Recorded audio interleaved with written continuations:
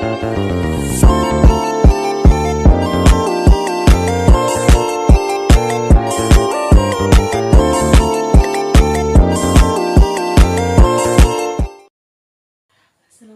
warahmatullahi wabarakatuh. Perkenalkan, nama saya Mika Ramasari. Saya mahasiswa di Universitas Terbuka.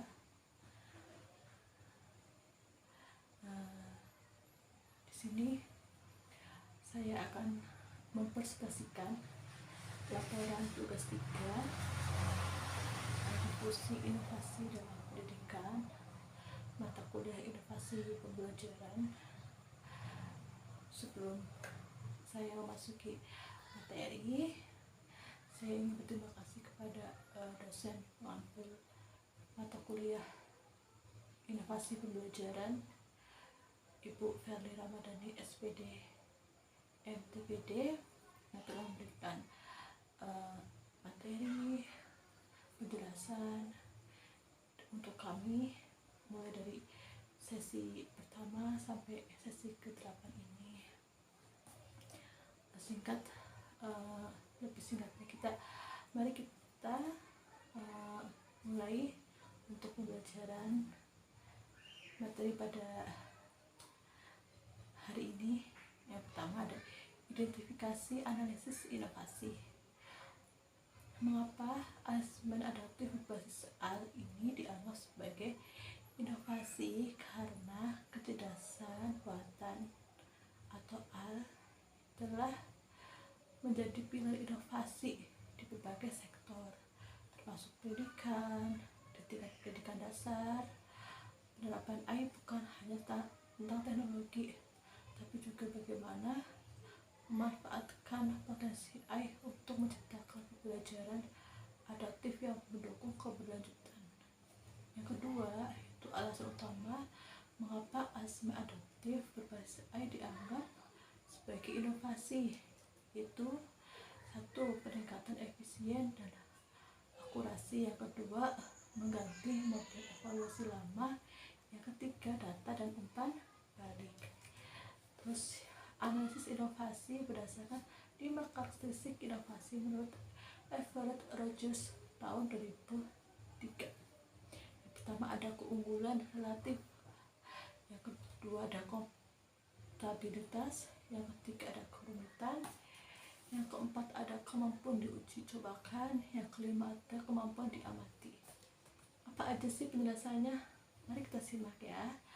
Yang pertama ada keunggulan relatif, yaitu untuk mengukur seberapa superior inovasi ini dibandingkan praktik yang sudah ada. Yang kedua, kompatibilitas, yaitu untuk mengukur konsistensi inovasi dengan nilai-nilai pengalaman masa lalu dan kebutuhan calon pengadopsi. Siapa aja sih calon pengadopsinya? Yang pertama pasti guru, yang kedua instansi, yang kedua itu siswa, yang ketiga itu kerumitan, yaitu untuk mengukur seberapa sulit inovasi tersebut dipahami dan digunakan oleh calon pengadopsi. Terus yang keempat ada kemampuan diuji cobakan, yaitu untuk mengukur sejauh mana inovasi dapat diuji coba dalam skala kecil.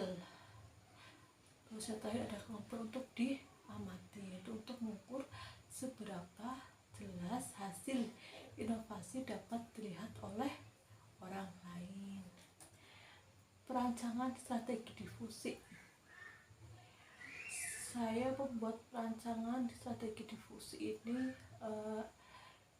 yaitu dalam sistem pembelajaran digital terintegrasi atau SPDT. SPDT itu apa sih, Mbak? Oh ya, saya akan jelaskan ya.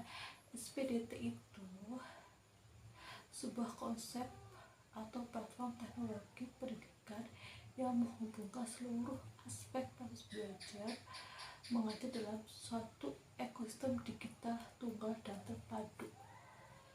Nah, SPDT itu melampaui learning management system biasa karena fokus utamanya adalah integritas, integrasi, integrasi dan konsistensi pengalaman akademik bagi dosen dan mahasiswa. Itu udah mencakup fitur-fitur lainnya, yaitu model interaktif dan analitik kinerja akademik. Yaitu ada yang pertama ada tahap pengetahuan untuk menyosialisasikan informasi. Tujuannya apa?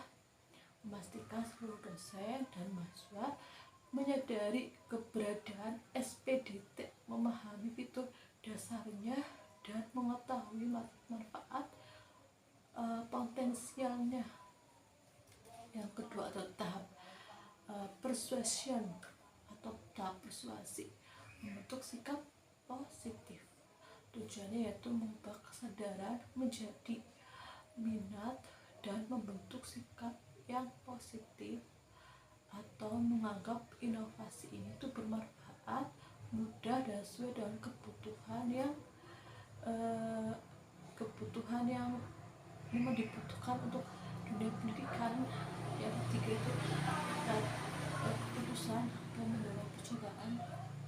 Tujuannya itu mendorong dosen dan mahasiswa untuk secara aktif memutuskan untuk mengadopsi atau menguji coba inovasi ini. Yang keempat itu ada tahap implementation atau integrasi yang baik.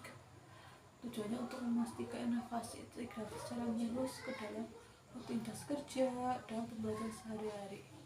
Jadi untuk mempermudah bagi dosen, mudah bagi mahasiswa dalam dunia akademik dan dunia pendidikan. Yang kelima ada tahap konfirmasi atau keberlanjutan dan evaluasi. Itu juga sangat penting sekali ya, karena dari beberapa tahap-tahapan kita juga harus ada keberlanjutan dan evaluasi, bagaimana program itu dijalankan, apakah berkelanjutan, apakah melakukan evaluasi rutin atau untuk perbaikan di masa depan. Cukup sekian presentasi atau materi yang saya sampaikan hari ini. Jika ada salah kata, saya mohon maaf yang sebesar-besarnya. Terima kasih. Wassalamualaikum warahmatullahi wabarakatuh.